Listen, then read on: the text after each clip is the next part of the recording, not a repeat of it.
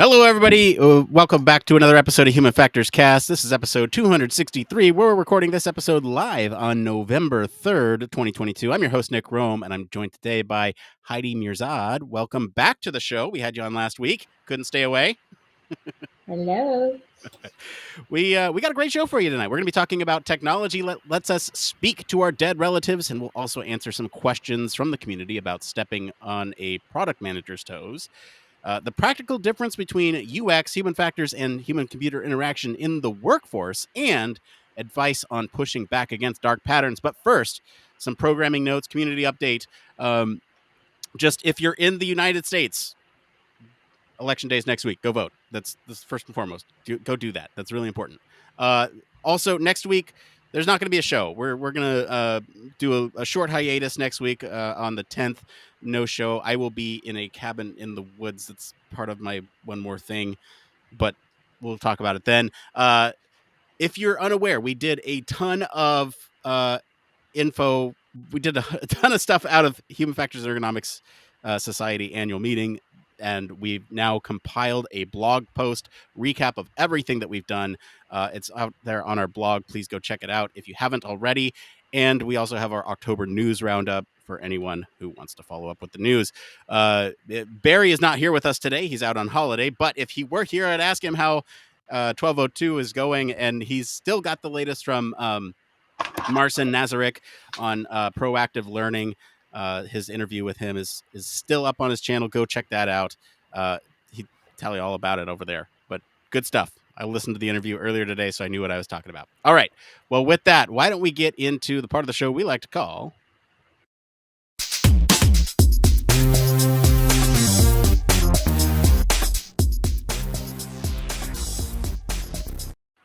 Human Factors News. This is the part of the show where we talk about some interesting thing, human factors related. Heidi, what's the story this week? This week, the story is technology that lets us speak to our dead relatives has arrived. Are we ready for it? So, this week, our story is all about talking to dead people. Well, sort of. Technology like this, which lets you talk to people who've died, has been a mainstay of science fiction for decades. But now it's becoming a reality and an increasingly accessible one, thanks to advances in AI and voice technology. MIT Technology Review has published a piece on talking to voice assistants of dead relatives constructed by the California-based company Hereafter AI. Empowered by more than 4 hours of conversations they each had with an interviewer about their lives and memories. The company's goal is to let the living communicate with the dead. It's not hard to see the appeal. People might turn to digital replicas for comfort or to mark special milestones like anniversaries.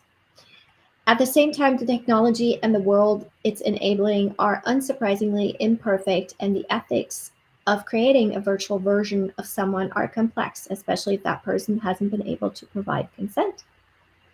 For some, this tech may even be alarming or downright creepy, but there's something deeply human about the desire to remember the people we love who've passed away. We urge our loved ones to write down their memories before it's too late, and after they're gone, we put up their photos on our walls and we visit their graves on their birthdays and we speak to them as if they were here, but the conversation has always been one-sided. If technology might help us hang on to the people we love, is it so wrong to try? So, Nick, what are your thoughts on this? It's, I'm all over the place with this one. My initial thought is this reminds me of a Black Mirror episode that we've actually talked a lot about on the show. They mentioned in the story, and Blake and I back in the day actually did a full like commentary on. We did for our patrons, we did a sort of watch along for this. But at first glance, this technology seems like an awesome idea, right? Help others preserve the memory of loved ones. And at the base level, that sounds great. But as a human factors practitioner, my mind immediately starts trying to solve for some of these worst case scenarios, many of which we will talk about. But I just think this thing is riddled with maybe more problems that we need to solve than it has solutions for. And I'm wondering if it's worth it. But Heidi, what are your thoughts on this one? So I actually, like I said in the pre-show, this is a very personal one for me. I suffered a lot of grief over the last couple of years, a lot of loss. Um, I look at it from a pure human factors psychology point. The psychology is more important for me in this aspect. And I simply have a very strong and firm belief that you should not be delaying the human reaction, which is grief, which is dealing with the pain, which is dealing with certain things. Because what I see with this is people in the very initial stages of grief uh, going using this as a like a not replacement because you can't replace, right? But as a hold on moment, like thing that delays grief. It furthers isolation because they will eventually be in a situation where they want to have that, but you can't take it somewhere, right? Like you can't take this in your pocket and go somewhere, right? Or Or at can you? least, well, there you go. These are the things, right? And social communication. The number one thing you need during this time is other people around you, right? You need support. And that support will decrease if you keep focusing on this, right? And then, worst case scenario, disassociation from reality, right? Which reminds me of the Black Mirror episode as well, right? So how the urge to constantly do more and do more and bring this thing to life eventually, right? But at the end of the day, it's not real. So you can't you replace, there's no replacement, so eventually you will get to a threshold where it will come crashing down on you. And I do wonder if with all this technology, are we not asking for more issues in our psychology when we already know that social media itself has already destroyed the minds of an entire generation, right? What are we trying to do? Just destroy everybody? Like it's a very like, you know, and then there's a creepy part, but that's for somebody else to speak about because it's just to me, Siri is already creepy. You know, I'm one of those people who literally doesn't talk to their phone and doesn't have an Alexa and doesn't have a Google, and I will never ever give commands in my house to a robot if I can prevent it. I mean, I don't know. What do you think about the psychology part, or do you have any other thoughts about it? I mean, I think the psychology part is kind of key to this, right? There's you're right. There's a lot going on in a person's head in those vulnerable states when they've just lost someone, when a lot of things are changing for them very quickly. And this, I think, can be useful to some, but harmful to others. And maybe that's a good place to start the discussion is Yeah. where what types of people will benefit from this and what types of people will be hurt by this. And that's actually one of the points that someone in our lab, Katie, brought up uh in our private lab chat earlier today, but I'll elevate it, right? It's it'll be helpful for some, hurtful to other people.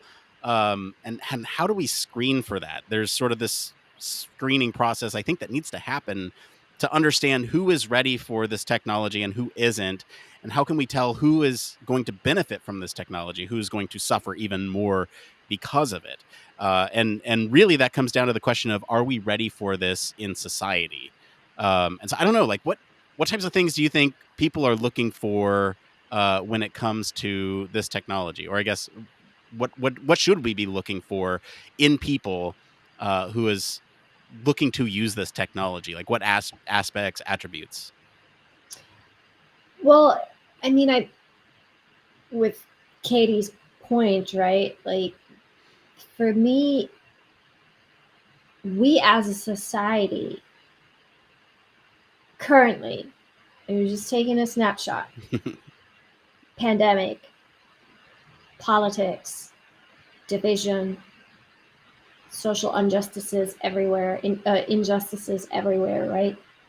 I don't see our society being in a mental health place where we should bring this upon society right now. There is so much grief around the world because of the pandemic. I don't see this as something that would be positive, influentially positive. Now, I do see. I'm not sure if you want me to expand on the point Katie made, but Go she for it. brought up a movie in this, right? Yeah. A movie reference for P.S. I Love You, which is a movie with, if I remember right, Gerard Butler and Hilary Swank. It was a cute movie in the early 2000s, I think. And in the movie, she receives, her husband dies, and in the movie she receives letters. He had scheduled letters because he knew he was dying. So she started to get letters after he passed away. And in the movie, they make it look so, as if these are the things that are helping her to heal, when it really is just the actions that come from the letters. So that's the mystique around it for me, because sometimes, let's remember, it's a Hollywood movie, right? So a lot of it is not based sometimes in true reality, and a reflection of the world. So yeah, in the movie she healed through the letters, quote unquote. But I think, having gone through grief myself, um, pretty recently, and still going through it, I think there's an element of like, should we consider psychological evaluations for this? Yeah. That was one thing I thought about. I think you need to be evaluated in order to be allowed to even have something like that. And even then, it can cause other things. It's not a guarantee, but I don't think anybody and everybody should have access to something like this. No, and then that opens up a whole other can of worms too. It's like, what happens if, you do get evaluated or you do go through the screening process, and whoever it is on the other side of that deems that you are unstable to, or not unstable, but you are unable to process this in a way that's going to be healthy for you. Right. How do we sort of, I let them down gently, or communicate to them that this is going to be harmful for you, and it might feel like we're trying to keep them away from their loved ones. That in itself could be an entire process that is damaging, and so that process then needs to be looked at from a human factors perspective as well. And it's just like, where does this end from Where does the a Pandora's box end, right? exactly, there's just so many different things that we could open here. But I think overall, there definitely needs to be some sort of regulation for sure around Yes. this. And I will bring up another point that Alex in our lab talked about here, about maybe potentially one of the uses here, when it comes to healthcare, and specifically memory care settings, right? Alex says, especially as people around them age and pass away in ways they cannot understand. I've been firsthand at the moment someone with dementia is explained that their life partner passed 15 years prior. It's horribly traumatizing for such a short moment that they won't recall later, but they will still experience the effects of the trauma. It obviously goes into deep ethics questions, but as a tool to maintain safety and comfort, it will be invaluable. So there are applications in which something like this could, I don't know, ease those moments where maybe memory is not permanent or semi-permanent, or there's some memory issues, to where those moment to moment interactions will provide a little bit more relief, right? This is where the ethics question comes in, is because, like, do you implement this for those moments alone? Is it ethical to not necessarily communicate that their partner is still alive or anything like that, but that will it help sort of ease that moment if they're able to communicate with them? I don't know. These are questions that I don't have the answers to. This is a lot of like really deep stuff that Yeah, we're jumping into right away. Yeah, I know. Well, that's what the topic is, right? Like it is so all encompassing because, I could now bring up, like, what about data privacy? What Yeah. about the person never being able to give a consent to this? I mean, not to be super dark humor here, but I am German and Iranian after all. Um, my mom would slap me across the face if I made something like this with her, right? Like, I know she would never approve of this, right? So that's not fair. And I feel like that also gets almost in a category of disrespectful, um, It could. towards a human who has now no choice, and we're giving them no choice because they're gone, and we're reviving them in a, who knows, creepy way. I mean, I'm gonna go ahead and guess the initial versions of this aren't going to be perfect, so there's going to be glitches in it. I mean, let's remember how Siri used to be, and how, the first Alexa was, and it gets into that can of worms for me. And then, as far as the dementia and the Alzheimer's go, I'm not sure it would help, honestly, because trauma triggers a physiological response, and that physiological response is not preventable. They they inadvertently, even if you don't mean to, or even if you they have moments where they realize that they're not there anymore, and that the things that they believe are not true. Whether or not we can AI some of those moments away, which I don't even know how you would do that, because what does that mean? You show them a picture of themselves, or you show them a loved one who passed away previously, right? But then you still have to tell them that that's a robot and that they are passed away, right? So you're again, this brings me back to the delaying of everything. You're delaying the process, you're delaying grief, you're delaying confronting it, you're delaying with it, right? So, Yeah, Alex brings oh, up a great okay. point here. Something frequently occurring in memory care is stuffed animals with voice boxes of their loved ones or deceased persons. Okay. So I think the idea here is that this might take the place of one of those, right? This could be um, an AI voice box, but I mean, you're right. There is, I mean, that does open up a whole bunch of ethical questions and things that we're not going to answer on the show today because we simply No, just don't have the time and frankly credentials to do nor so. I was Uh, going to say, nor am I an expert in this field. right.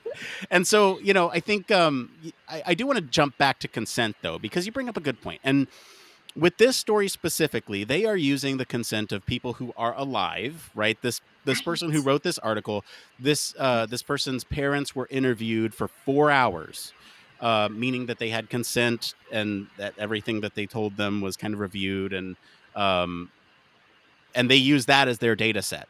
I think the consent becomes an issue when you have that Black Mirror scenario, and really, this is almost like required reading or listening, watching for this episode is that Be Right Back episode with Domhnall Gleeson, Haley Atwell, where they basically someone dies and they have to digitally recreate this person using existing communications, so like text messages between them um, or like videos that they took or pictures that they took. And so using that as the data set that maybe that's where I think the consent issue comes in is um, if you're using it without their permission. However, if it's when they're alive, I think that becomes a lot easier. It could almost be like in preparation, like a will type of thing, where I give permission to this company to create a digital version of me for these specific people to use after I am gone, and that could be interesting too. And that also opens up another question that I'll get to in just a moment. But that it when it comes to consent and all that stuff, how do you monitor violations of that consent? What happens if somebody else interacts with it? It says this person, this person, this person are able to interact with my digital self, but somebody else is over and they say, hey, whatever voice assistant, let's talk to grandma, and um, the somebody else is in the room with them. Like, how do you deal with that scenario? So there's the consent question, but then there's also, I was mentioning the interview piece, right? This is with people who are alive. When do you interview somebody? Do you interview them in their prime, when that is what a lot of core memories of that person will be about? And when you think back on experiences with that person, you'll likely think of the good times, the good memories, them in their prime. Or do you interview them at end of life, when maybe some cognitive function has broken down at that point? Um, their memory of certain events will be skewed because of the time between those events and when they are doing this interview.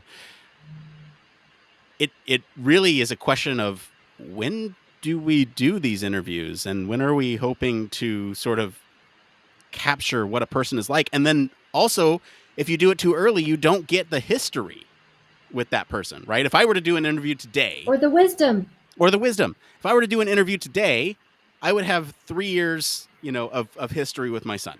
And I wouldn't be able to talk to him about memories that we have when he's 5, 7, 10.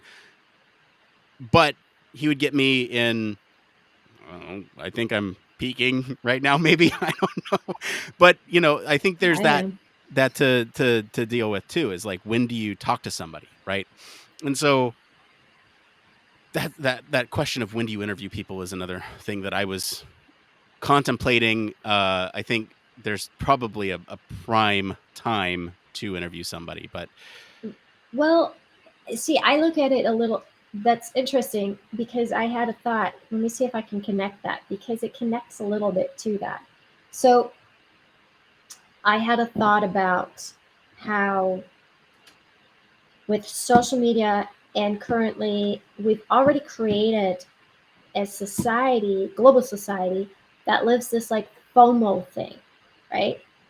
So is this yet another thing that we're putting upon ourselves, forcing upon ourselves to make sure you get this info in before you die, right? It's this, I'm not sure if I'm going to bring it back to what my point is, but it's this thing about not doing something and then missing out, but the thing that we're doing is for an experience or a thing that is not even here yet, and it's there, and in this case you're dead. So why aren't you enjoying your presence, right, instead of mhm. focusing on these things that are going to be after, right? So yes, it I will, my end thought to that is, yes, it sucks when your loved ones pass away and they didn't leave a lot of videos, a lot of voicemails, a lot of texts, a lot of emails, not even a lot of pictures, because that's just not who they were, right? But and then it, like, I hear stories of, I don't know if you ever heard of this thing, like some parents have started writing their children an email every day or every week they're alive, and then when they're 18 they give them this like long, they give them the password to the email box inbox, and then they have this long history of what happened in their life and what their parents said and all that stuff. And that sounds wonderful and sweet, and yikes, if you have the time to do that, great, and if you can think about that every day, great. But this fear of missing out, that if you don't have this data before this person or you die, then you don't have the opportunity to do this. I think that creates for me another pressure that I don't need from Yeah, technology. that's fair. I mean, I'm thinking of it more of like a, I'm anticipating that people will think of this more like a will. It's something that you could do and are maybe advised to do for a will, but is this advisable? That's TBD. But something that, that you build in for, ensuring that your loved ones are taken care of, post mortem, right? And I think Sure. this is obviously like something we haven't even touched on right now, are the cultural values associated with a technology like this. Some people are going to get really offended by this technology. Oh, Some cultures, yes. some, yeah, this is like completely taboo.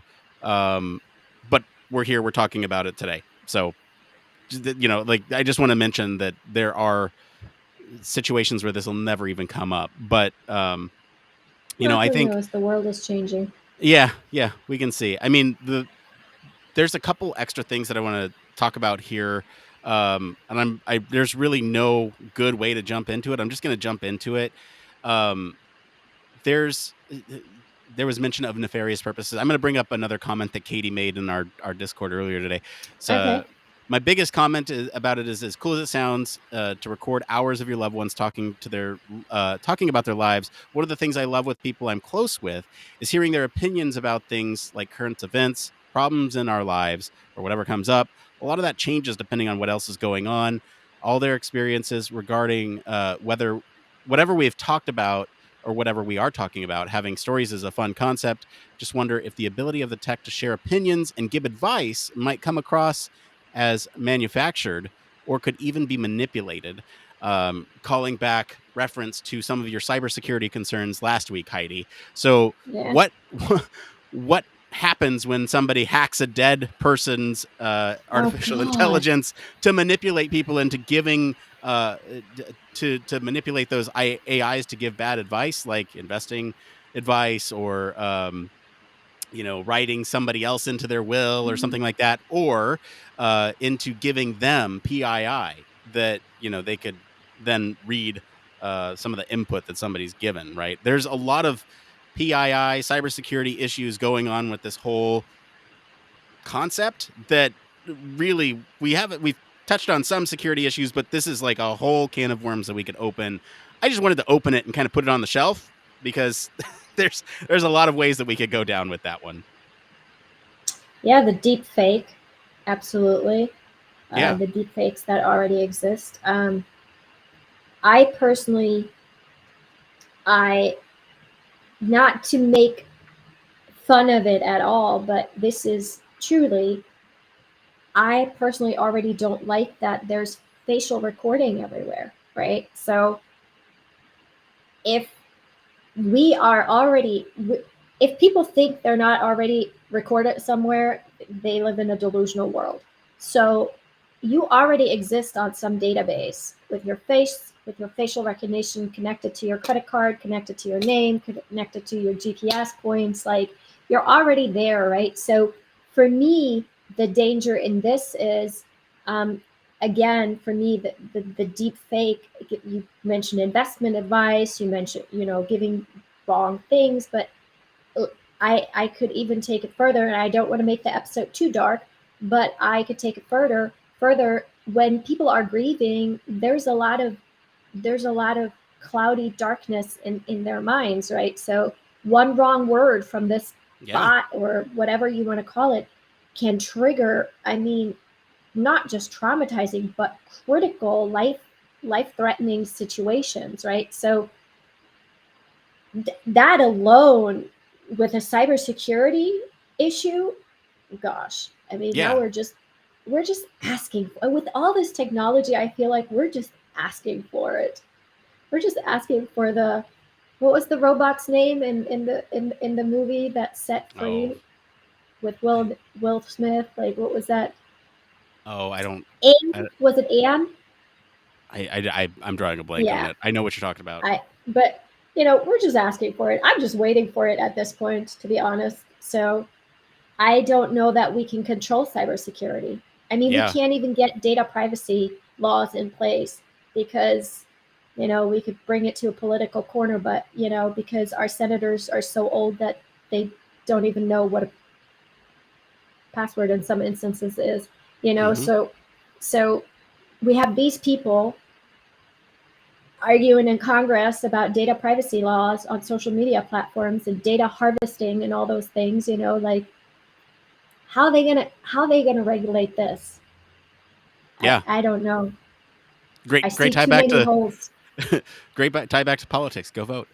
So I mean, you Go brought up a vote. you brought up a couple really good points, right? People are deeply vulnerable in the stages Yes. after somebody has passed, somebody important in their lives, and so there must be some sort of either regulation or control over what messages are being sent out, and and the use of these things, right? Because yeah, you're right. One wrong word and they could go off deep in themselves into an even deeper depression or something. Something triggers um, a memory within them, or you name it, right? There's uh, you also brought up the robots, right? There, that opens up the question of how far is too far. We've Where's the line? Right, exactly. In that episode that we keep referencing, right? They kind of go through the stages, right? You have a chatbot, and then from a chatbot you go to a voice that's deepfaked, and then I Yeah, don't know if they ever go to video, like a video call, but then the next step is sort of a automaton that looks like the person, that is it's infused so with creepy. deepfake voice and the personality. And so yeah, how far is too far? I think both of us are in agreement that maybe the first step is too far, the chatbot stage, right? Where you're bringing back anybody. I think there are better ways to honor the dead and to bring back some of those memories, even if it's just like, I think a video interview would probably be better, because then it's factual, it's record, somebody is just relaying their thoughts and opinions to somebody else as they are, not some artificial intelligence trying to interact with you. It's just a record rather than that. Um, do I you have any agree with other that. do you have any other I do. last I guess last thoughts on this? I could talk about this all day, but I think we got I to can move on do. here. My last thoughts would be two things. The video you bring up was one of my thoughts too. If this is something that people desire, I think companies should look at creating pretty little digital portfolios that would have a bunch of videos in it and categorized by like topics. So like you can go in there, you can remember like a funny thing you had, your mom, your parent, whatever, whoever, your husband, daughter, whoever can tell you a story that brings joy to your face, right? That I could see really being something stimulating in a positive sense. Them just, like you said, just telling stories or just telling memories and it being joyful memories, not interacting with you and answering to questions you might ask. That is dangerous. Other thing that I have with that is also, when as a society are we going to stop and recognize that we need to stop developing technology in this space, in this pace, without regulating it? When are we going to catch up? We are still so behind. I mean, we're not even on Europe's level yet. At least they have a data privacy consent form on their websites. I mean, I don't know if you've ever, if you ever, listeners, if you ever travel to Europe, if you Google something, the first thing that comes up is you have to give consent. You can't go to the website without giving to consent. It's like it's now a normal thing over there, right? So we're not even there yet. Hmm. So we're lagging behind that, and we want to create chatbots with our dead loved ones in it. That would be Yeah, my last closing word on thoughts. that. Like, as Yeah. as as with social media, I mean, look at I always bring it back to that, but it really is a thing. Look at all the data harvesting that went on over the last 20 years. Nobody gave consent. I don't remember at any time as a 16-year-old giving consent for my data to be stored somewhere, but it was. Hmm. And now we can't get out of it because there were no laws in place back then, and there are no laws in place now. We don't protect users, we only protect tech companies with the laws. So that, for me, like, if we could figure out how to protect users, maybe. Yep. No, I'm right there with you. Go vote. The last couple things I'll Go bring up vote. here is there's so much that we didn't touch, right? We didn't touch the UI of this. How do you interact with it? I'm just going to open up Oh a gosh. bunch of different can of I worms right had here, right? You could do voice assistant, you could do chatbot, you could do other sort of physical manifestations of this thing. How does the AI handle any novel input when it doesn't understand what to do in a situation? How does that respond? there's some other questions that I have around putting the AI into different modes with different goals. So, getting somebody out of a grieving stage could be like one mode.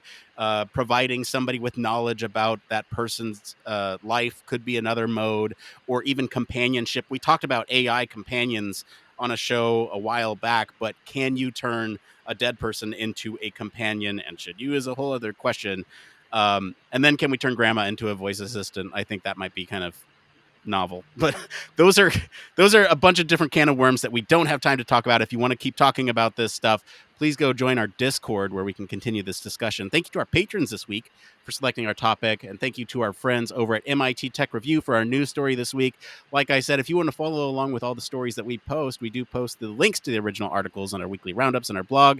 And join us in Discord for more discussion on these stories. We're going to take a quick break. We'll be back to see what's going on in the human factors community right after this.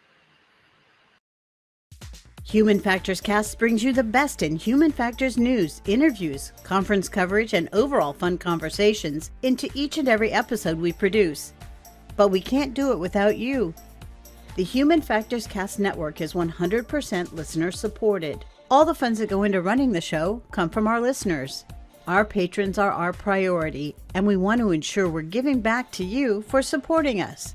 Pledges start at just $1 per month and include rewards like access to our weekly Q&As with the hosts, personalized professional reviews, and Human Factors Minute, a Patreon-only weekly podcast where the hosts break down unique, obscure, and interesting human factors topics in just 1 minute. Patreon rewards are always evolving, so stop by patreon.com/humanfactorscast to see what support level may be right for you. Thank you, and remember, it depends.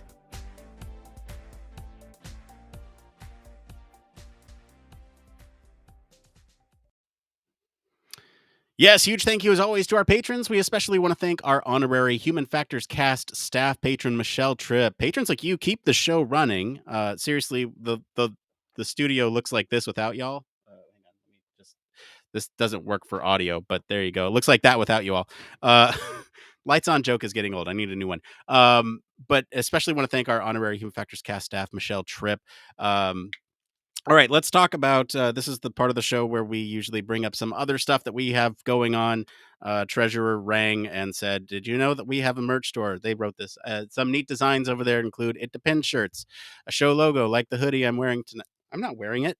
Sorry, you need to tell me that I need to wear these things. Other cool designs based on human factors culture, like I'm going to human factors the shit out of this. I think is one of those shirts. There's no such thing as hues or error, and of course, our favorite 5-star review or favorite review, not 5-star that we've ever got. If you want to support the show, look good doing it. We do have a merch store. Go check it out. All right, there you go, Treasure. Are you happy? I'd like to get into It Came From now. Let's do it.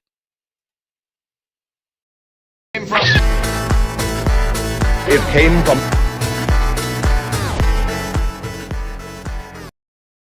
That's right. This is the part of the show where we search all over the internet to bring you topics the community is talking about. If you find any of these answers useful, no matter where you're watching or listening, give us a like to help other people find this content. It's all about those algorithms, folks. So let's get into the topics tonight. So we have a couple here. This first one here is from Stay Super Clean on the UXResearch subreddit. The title is, quote, "Don't make concrete recommendations. You're stepping on PM's toes." All right. So they write, I had an interesting conversation with a PM earlier, and I'd love for folks to weigh in. I created a detailed document with research methods, approach, and recommendations for a large project that just wrapped up. Most of the recommendations in the report were UI related since users encountered serious issues with usability. I met with the product manager today to talk through this. He said my work was high quality, but I should avoid making concrete recommendations since that's his domain. What the hell? Is this normal? Is he power tripping? Any advice? I'll also mention that I'm new into UX research. It came from an adjacent field where researchers are empowered to make concrete recommendations. Heidi, is this PM tripping? What's going on? Oh, I have a lot of comments to this. I'm gonna completely sideswipe the gender thing and the age thing, the authority thing. because this is something a PM would say to a new person, to a junior person. They would not say this to somebody like me. And I think there is where the crux actually starts. I think this experience is, yes, very typical for PMs. I do understand the whole situation around it. We could speak about that. But first and foremost, I want to bring this to the forefront because that's the first thing I reacted to was, is this a man telling a woman telling a man? Is it an older person and a younger person, junior person and a senior person? Like all these things weigh in. What's the dynamic? Because in the dynamic, because a PM saying something like that, like I said, to me today, I would be like, all right, cool. Next time you create one of your little project things and MS, project and whatever in your timetables, I'll point out that I can do that better than you. So I think one thing that I would say to this is there needs to be established boundaries, right? There needs to be clear roles of who does what, right? And that is not the PM's decision. But despite of what everybody thinks, it is not the PM's decision. It is the whole project team's decision, right? What is the goal of the project? Who actually ordered the project? Who are the project leaders? Who are the people who set the goals for that project, the objectives for that project? It always comes, oddly, it's just how this world works. It comes from above somewhere. It was ordered, right? So I would revert back to that situation and seek out your managers or your, leadership team that is in that realm of that project team. Maybe even somebody who is outside of that project to get advice, to have a conversation and understand clearly what this PM might mean, because it clearly cannot be that he or she is making design recommendations as a project manager, because that's not their role. So to bring it back, Nick, he tripping. That's what I had too. I think my simple thought is that product managers make decisions, not recommendations. They take recommendations and make decisions based on those recommendations.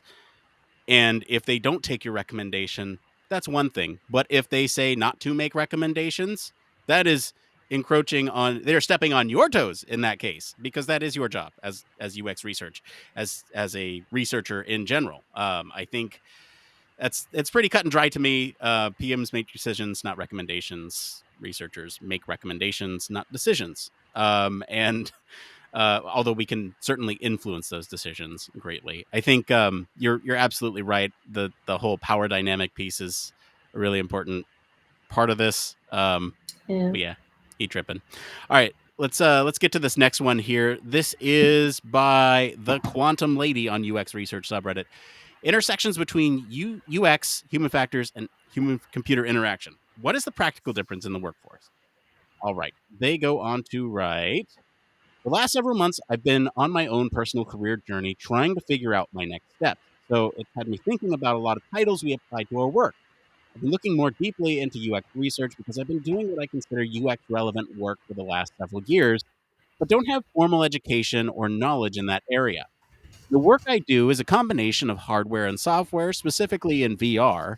Someone recently suggested that my work may be more human factors rather than UX, or possibly even HCI, since VR headsets are essentially wearable computers. I've dipped my toes into a lot of different disciplines throughout my career, various physical sciences, and enjoy interdisciplinary work rather than becoming an expert on any particular topic. My question is, what's the practical difference between UX, human factors, and HCI in the workforce? I know there's definitely some overlap. Can anyone shed light on this? Heidi, what is the difference between these three? Ooh, my favorite topic. Initial thoughts is human factors.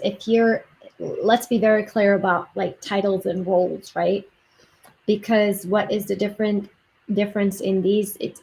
We can establish that, but the problem is also that these titles and roles are interchangeably used everywhere, right? So you might be called a human factors engineer, but you might be working as like more a UX researcher on that particular team. Or you are maybe more involved in the HCI component because you are working within a company that is software focused on the interface. So now your role is to be more HCI focused on your work, right? So it depends a little bit on the role within the company, what the product is you're working on, or the service, the product, whatever it is. Whether you're in consumables, consumer products, whether you are in medical products and all these things. From a human factors point, and I apologize, I only have the medical part and the aviation part, which both were regulated industries. So from that point, I think human factors is a more technical role, in a sense that we are there to apply the science of human factors, right? Because that's ultimately the science of it, right? UX is a part of it, usability is a part of it, HCI is a part of it. They're all components of it. But human factors is the science overhead, covering everything. And you are there to apply that science. So that with that in mind, human factors in general, yeah, it focuses on the interaction between human and something, right? Machine, product, interface, whatever it is, right? But at the same time, you're also trying to achieve certain goals, and that's where these underlings come, right? You're trying to achieve a user experience, you're trying to achieve usability, you're trying to achieve a smooth human-computer interaction, right? A touch point. So those are all those things. So that's what I think is the difference, where you are more focused on one part of the science in those particular roles, where if you work in human factors per se, my job as a human factors expert is to look at something and ensure that it is safe and effective, right? Because that is one of the goals of human factors, right? So my job actually involves risk management, right? My job actually involves doing analyses, right? Assessing harms and hazards and all these things, right? Where that as a HCI person, right, who's more focused on the interface, right, they might not be so enthralled with the risk management side of something when you're developing a product, right? So, so that's, for me, that's more the difference in the who does what and what role specifically, and with that, as that being the human factors part is more the umbrella. You could end up doing anything and everything under that umbrella, even ergonomics in a sense, right? The physiological part, where if you work in a specific field, you are more focused on that specific component. At least that's how I see it, and I think I'm pretty spot on with it, but I'm not sure. Nick, am I wrong?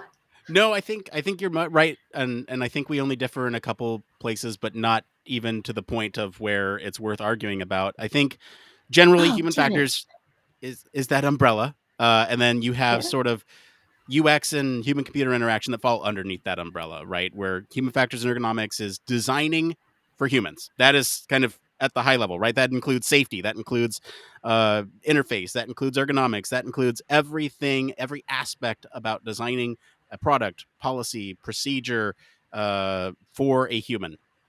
Underneath that umbrella, you have UX, which is taking user needs into account to design products for humans, but there's little to no standardization when it comes to that piece. There's not a whole lot of peer-reviewed journals out there. There's just, it's like Scrappy. It's kind of the Scrappy arm of human factors, where people are just trying to do something to get feedback from users, and you can do it with more or less rigor depending on the requirements. But UX is often at the mercy of scientific research to push that field forward, where they are just kind of using the methods and techniques to find out some information about the users that are using their product, and to then make recommendations based on understanding of those users. it's kind of tech oriented, although there are other companies that have UX in their title that don't necessarily do, interface. Now, human computer interaction is kind of focused on computer based systems, right? It's a subset of human factors and ergonomics, but they're looking at computers. Honestly, in this case, for this person, I think they kind of do a little bit of everything, but I think mostly it's probably human factors work, since um, you're looking at kind of a VR environment. And there's more context that I left out of the overall post, but they're looking at like safety and things outside of the environment too. And I think when you come outside of the interface itself, that is when we're talking about human factors applications. All right. We got one I more see what here. you're saying. Yeah. We got one more here. This one's by Adventurous Key 5423. That's fun to say. On the user experience subreddit, they say advice on pushing back against dark-ish patterns. They write, some of my team stakeholders want to improve on our site search by removing a search bar. Their idea means that stakeholders literally don't want users to enter keywords. They prefer users to dig through our heavy navigation and possibly irrelevant category-generated links. Our stakeholders defend this idea by saying users don't like to input text and would rather click through links and navigation to where they want to go, despite being very contrary to our historical data. In my opinion, this is a misguided and possibly gray or dark pattern. Not having text input to improve search results doesn't make sense if one accounts for how users typically use on-site search to find products. I'd appreciate any feedback on this to help me through it. Is it worth pulling my hair out? Heidi, what do you think? Yeah, nope. Nope. That's my response. You know that movie? Nope. Nope. I think with this, you're just asking for it. I mean, at this point, we have a certain behavior. We have developed and evolved in a certain behavior. We have customized certain things, yes, but we have also stuck with certain things that people have now become almost, I don't like the word so much because I think it's misused too much, intuitive, right? There's a lot of intuitiveness behind this, right? We are now used to this. Yes, I could argue the other way too, that, change is positive and change is not always bad, and things, I eventually got used to my iPhone now having no home button. Let me tell you, that was a 2-year struggle. But it's just, that in itself for me is just asking for the user to be dissatisfied, first of all, with your product. So you're going to have a huge plus on the other side of the mountain for the user to accept the steep climb up the mountain, if that makes sense. That's how I see it. I don't see users automatically preferring this to something that they're already used to. And for that, I mean, things that are now come to you naturally, almost intuitively, right? Like I bring up, I thought when I first saw this, I thought about like when I drive a car, right? I don't have to think about using the blinker. I just do it, right? Same, as funny as it sounds, is with the search bar. I don't even bother to correct my typos in the search bar anymore because I know Google will correct everything for me. And then if I need to adjust, I go back in and I change a word and boom, I have other results. So I don't know. I mean, some things are good. We're not trying to reinvent the wheel here. I don't know, Nick. You want to reinvent the wheel? No. To me, this is a big yikes. Because look, there's how do I put this? There's so much control that you have. There's only so much control you have in your role as a UX researcher. Now, for product manager, we mentioned they make decisions. You make recommendations. If they make the decision to go forward with no search bar on this thing, depending on the domain, it could be really damaging. But if you truly have no control, you can always let them shoot themselves in the foot. The thing I will advise for is if you do let them shoot themselves in the foot, put up a big argument for it beforehand, take metrics that back up that data beforehand, and then take metrics that back up that data after the change has been implemented. So that way you can say, hey, you remember this thing that we did? It's not working. Here, look, here's the before and after. Because that will be really valuable to them, and it will sort of increase your value within the company, and you can show them, look, I accounted for this. It's a way to get ahead of that stuff. So that's my thoughts on it. Yeah, go ahead. I have one more thing, but this is business related. This is career related. This is the best advice I ever got. Well, there's two, but I can't mention them. They're too much cursing in it. Let's just say that. But and this one isn't easy either, so I'm just gonna say it. You can bleep me out. But the thing that I got, the best advice was write or document something along the sense of CMA. So this is what my boss told me. Whenever you have something like this, put in writing, create a CMA document, whether it's an email, whether it is an official letter, whether it is, some kind of record that this is the advice you gave and this is the reasons why they disagreed with you, or why they, rejected your advice or even ignored it. I would explain the circumstances around it, and I would put in there again your reasoning why you think this is a bad decision, and then send it to everybody on the team, literally everybody. This is what my old boss used to call the CMA folder. You have a folder in your email account. It's your CMA account and your CMA inbox, and that's it. And just in case you didn't know what CMA stands for, it's cover my ass. There you go. Good advice. Speaking of one more thing, that's just part of the show where we talk about that's exactly it. One more thing. Heidi, what's your one more thing this week? Hard to choose. I had to struggle. So between facial recording without consent at every store now at the checkout lane, between that and the wonderful interfaces of mortgage websites, I'm going to go ahead, both bug me, but I'm going to go ahead, keeping in line with the topics we had today with the facial recording.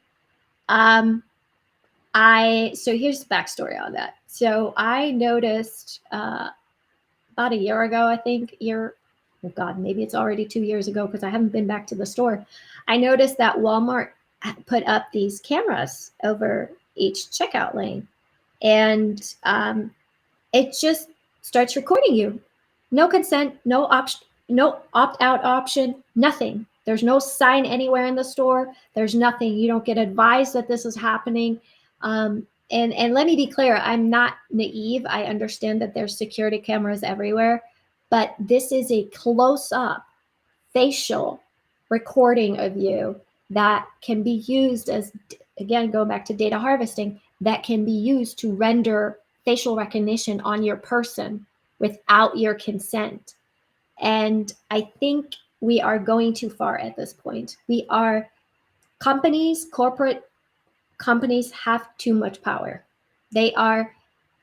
Because at the end of the day, they're forcing us into the situation because we can't get around it. We have to go to certain stores, right? So I don't know.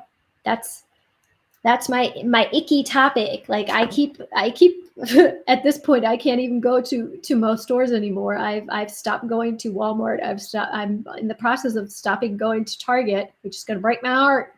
But I'm going back to ordering everything online. So, and even they're collecting data on you in other ways too.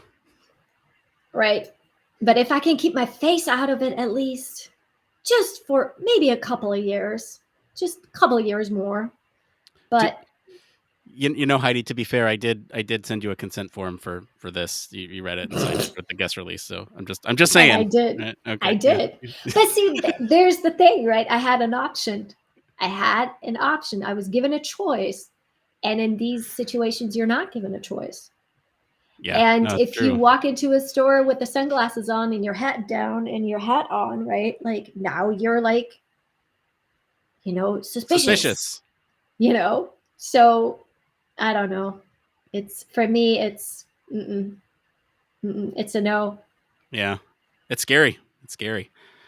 For me, I have been freaking out over something else. So, longtime listeners know my sort of election night ritual is to, I guess, stay up really late, look at weird towns and flyover countries and counties and flyover countries and say, oh, how many votes does this county need in order for this candidate to win?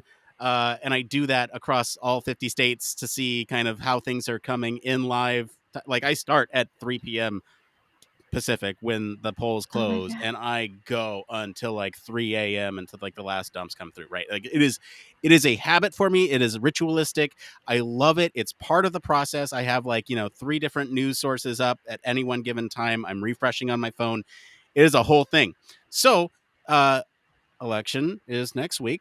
Next week also happens to be my wife's birthday, and what she wanted to do this year is to go out to a cabin in the woods with no Wi-Fi on election day. So I will Good be Lord. I will be out in the middle of the woods without Wi-Fi, without cell service during election day. Thankfully I've already voted. We've already voted. But it's gonna be rough. I mean, like, there's apparently spotty patchy data, so like it's going to be an interesting exercise to see how self-restrained I am and how, I guess, some neuropsychological conditions that I'm dealing with deal with this sort of situation where I don't necessarily have control over being able to check the results. We'll see. No show next week. Oh That's it for today. God. That's it for today, everyone. If you like this episode and enjoy some of the discussion about creepy AI, maybe I'll encourage you to go vote. I'll go listen to episode 249 where we talk about Google's sentient AI. Is it really sentient? Go check it out. Comment wherever you're listening with what you think of the story this week. For more in-depth discussion, you can always join us on our Discord community. You can visit our official website, sign up for our newsletter, stay up to date with all the latest Human Factors news. If you like what you hear, you want to support the show, there's a couple ways you can do that. One, wherever you're watching, listening right now, you can leave us a 5-star review. That helps other people find the show. Speaking of helping other people find the show, you can always let your friends know about us. That is, word of mouth is really how we grow. And 3, if you have the financial means to do so, consider supporting us on Patreon. We do give back. Everyone on Patreon receives Human Factors Minute. We give back to everyone who supports the show financially. As always, links to all of our socials are in the description of this episode. I want to thank Heidi Mehrzad for being on the show again today. Where can our listeners go and find you if they want to talk about transitioning to a digital afterlife? Better not me, first of all, but please find us on LinkedIn. Human factors is my love topic to talk about. So find me on LinkedIn, either Heidi Mehrzad. You can DM me directly, or UXResearch, Medical Human Factors. We are on LinkedIn, and we have an Insta, UXResearch, and we have a Twitter, UXResearch. So find us, come talk to us, and preferably not about dead people being on AI. As for me, I've been your host, Nick Roome. You can find me on our Discord and across social media at Nick_Roome. Thanks again for tuning into Human Factors Cast. Until next time, Go vote. go vote and say it depends with me, Heidi. It depends. It depends.